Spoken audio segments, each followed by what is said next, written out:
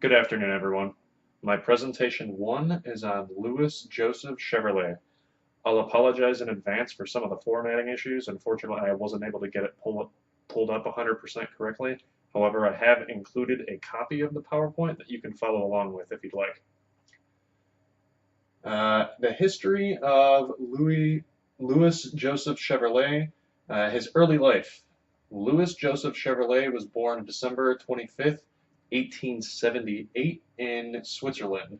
At the age of 9, his family moved to France. Louis built and raced bicycles while working at the Roblin Mechanics Shop from 1895 to 1898. While there, he learned the basics of mechanics and gears. From France, he then moved to Quebec, Canada to work as a mechanic, shortly thereafter moving across the U.S. border to New York.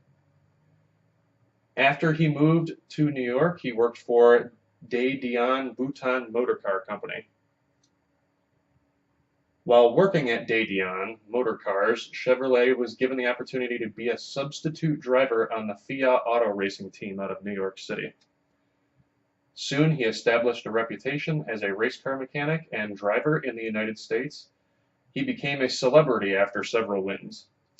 He left Fiat to work for William C. Durant, dubbed as the father of General Motors. At the time, he was the CEO, who gave him a job to design Buick concept cars, which he later led the Buick racing team to many victories. While there, Chevrolet learned car design and started designing his own engines. Interesting side note, if you look here, this flyer, you can follow along on your own PowerPoint there.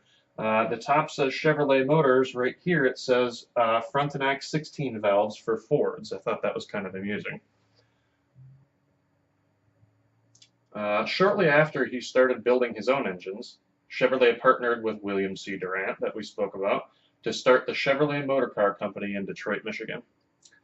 Due to differences in opinion on how the new Chevrolet cars should be designed, Chevrolet sold his portion of the company to Durant and moved on to start the McLaughlin's Car Company in Canada that specialized in building Chevrolet motors and vehicles.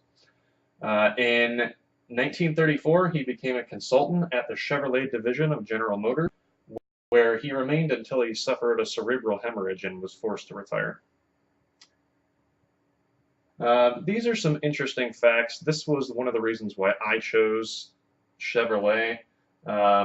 Aside from his contributions to the automotive racing world and starting Chevrolet Car Company, along with Durant, he founded the Frontenac Motor Car Company, which is a successful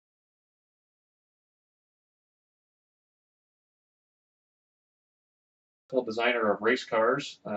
He built 4 of his own, and he started building these race cars with alloy metals instead of steel with power to weight ratio in mind. In 1920, Chevrolet was the vice president of American Motor Corps. Not many people know that. I was pretty surprised to find out myself during my research.